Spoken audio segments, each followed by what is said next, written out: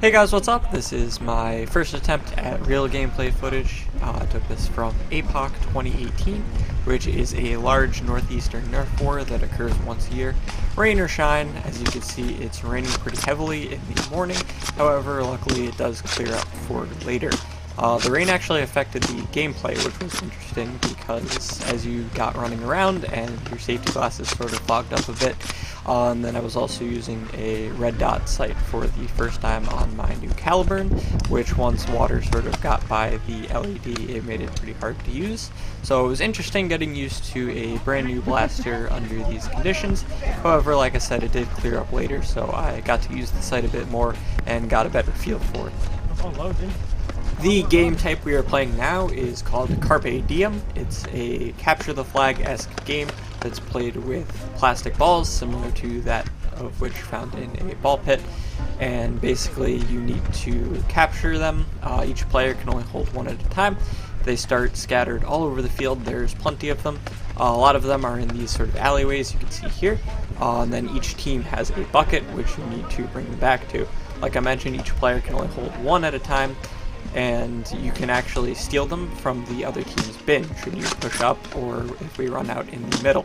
So it becomes an interesting mix of sort of running around to capture these and then bringing them back. If you're tagged with one of the balls, you have to drop it where you're at and then run back to a little PVC X on both sides where each of the teams respawns. So as you can see here, push up, try to grab one, and then I get tagged.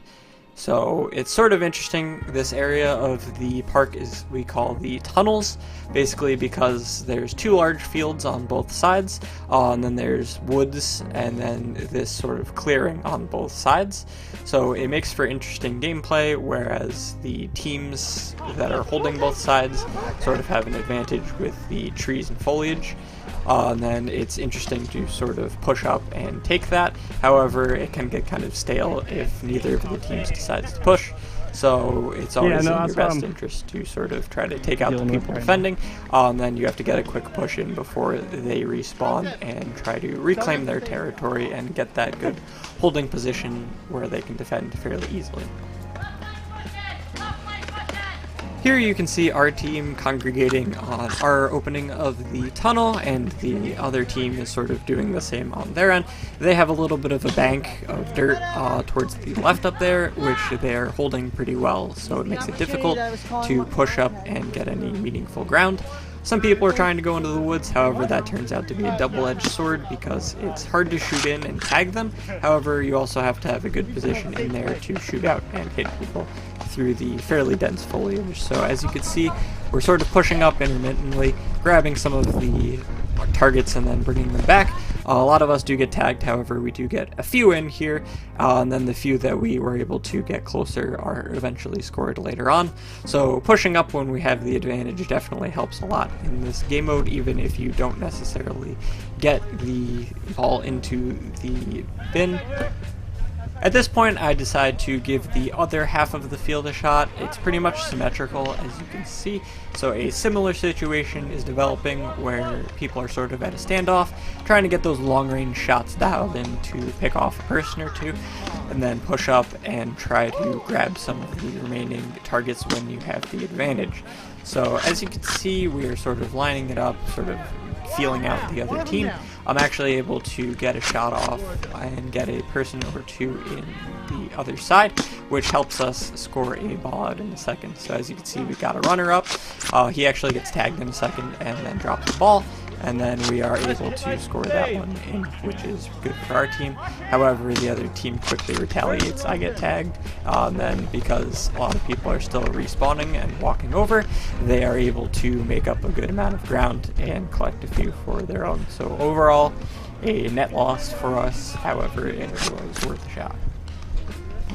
So as mentioned before, this is the first game I'm using my new Caliburn at. It's a 300 FPS cap, along with a lot of the other NIC games in our area.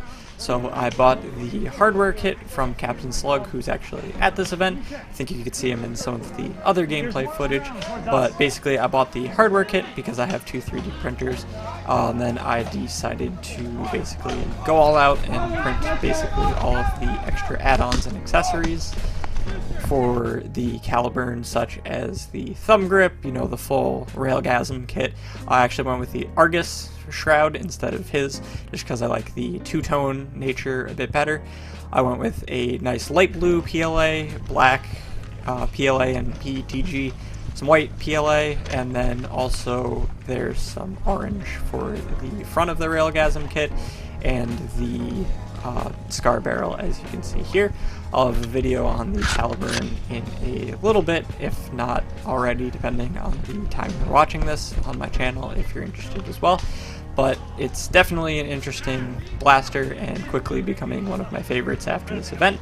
I'm using the 18-inch barrel with a K25, and it's giving me right around the 230 to 245 average with the short length worker darts, using the katana mags with the injection molded adapter. That just makes it a really smooth reload for the blaster. I know that there are some 3D printed kits for that, such as the OFP adapter, and I believe Tungsten also has an adapter, and maybe some other people. However, I felt that the injection molded one would be a bit smoother, and it's definitely pretty nice to use, as some of the other aftermarket magazines that I've used in the Caliburn are a little tight. The Nerf ones are pretty good. However, I didn't want to sand it out because then you'd have a loose fit with some and a tight fit with other ones.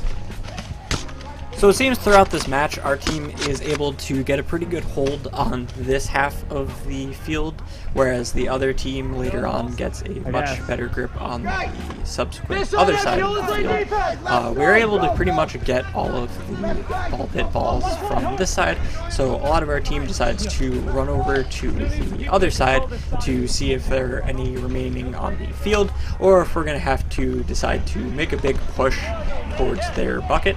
This is getting towards the end of the match. We're playing 10-minute rounds, so I sped up some of the parts where I was respawning, but we're nearing the end here. So a lot of the other team decides to meet us head on and takes a lot of us out with some pretty solid tags.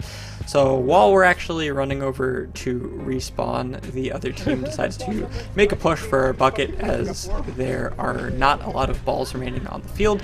So the only way to really improve at this point is to go grab some of ours, and then we lose a point and they grab a point. So it's sort of a win-win, although it is much harder to get that type of point, whereas the ones sort of scattered on the field are a bit easier, especially towards the beginning of the match.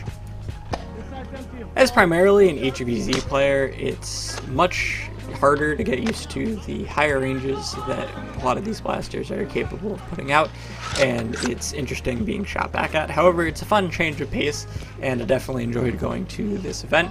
In a second here, you'll see the other team push up and try to take some of our balls from our bin. They're able to get a few, however, we are able to stop some of their players. We ended up losing this match by a few points, so that could have made the difference, although it may have been made up in the pushes earlier. Anyway guys, that's pretty much going to wrap up this video. It's my first one doing gameplay footage, so if you have any constructive criticism or things you would like to see changed in these type of videos, I would greatly appreciate it. I have a few other matches recorded throughout the day that I plan on editing and posting later, but I wanted to get one up just to sort of get a feel for how I wanted to make these videos and see what the general feedback was. So as always, thanks for watching, hope you enjoyed. I will see you in another video.